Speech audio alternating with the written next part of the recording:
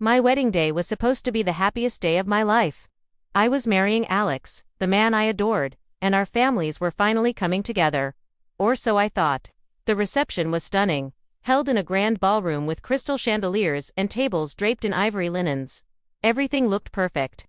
As I mingled, greeting guests, a knot of unease started to form in my stomach.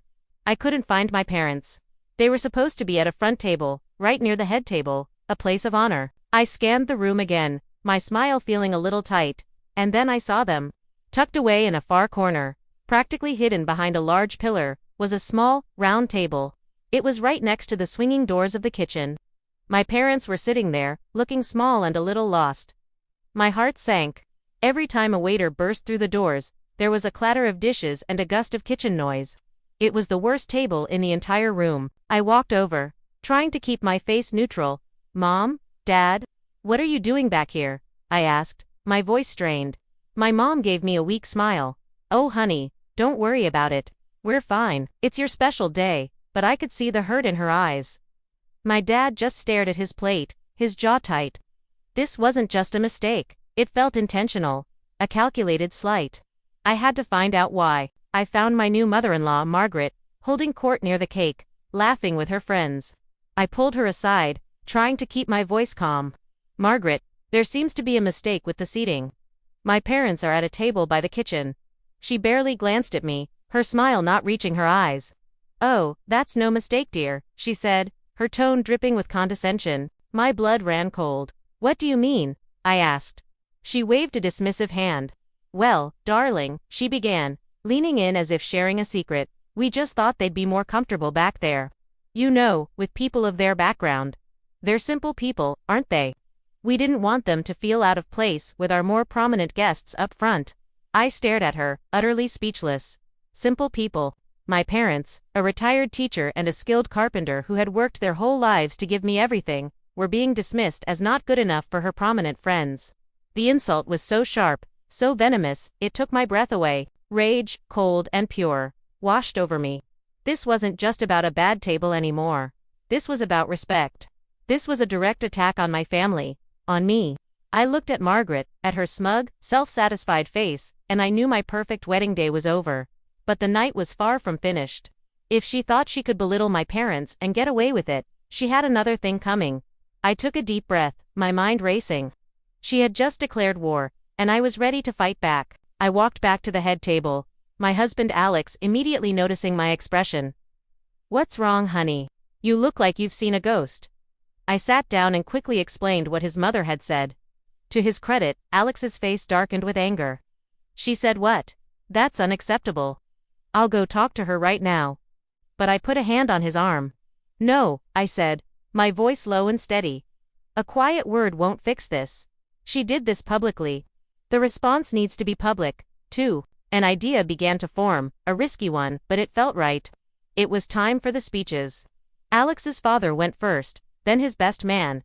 Then it was my turn. I walked up to the microphone, my hands trembling slightly, but my resolve was firm. I looked out at all the faces, settling on Margaret's, who was beaming, expecting a gushing speech about her wonderful son. "I want to thank everyone for coming to celebrate with us," I began, my voice clear and strong. "A wedding is about the joining of two families. I'm so blessed to be marrying Alex. And I'm so incredibly proud of the family I come from." I paused and looked directly at my parents. My parents, who are sitting way back there by the kitchen. A murmur went through the crowd. People started turning to look. Margaret's smile faltered. "You see," I continued, my voice gaining strength.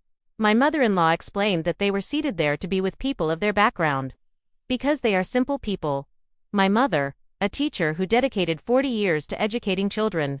And my father, a master carpenter who built homes with his own two hands. They taught me the value of hard work, integrity, and most importantly, treating every single person with respect, regardless of their background." The room was dead silent now. Every eye was on me, or flicking between me and a now crimson Margaret. "So I want to make a toast," I said, raising my glass. "To my simple parents. For their unconditional love and for teaching me that a person's worth is not measured by their seat at a table, but by the content of their character. Thank you, Mom and Dad. You are the most prominent guests here tonight." I then turned to the head table. Alex and I have decided we'd be more comfortable joining them. I walked off the stage, took Alex's hand, and we went to the back of the room. I pulled over to chairs from an empty table, and we squeezed in with my parents. My dad finally looked up, a slow smile spreading across his face. My mom's eyes were filled with tears, but this time, they were happy ones. The effect was immediate.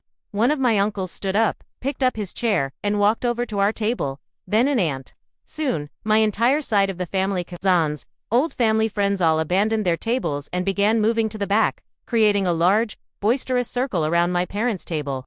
The front of the ballroom, where Margaret's prominent guests sat, suddenly felt very empty and very quiet. Margaret looked horrified. Her carefully curated event had been completely upended.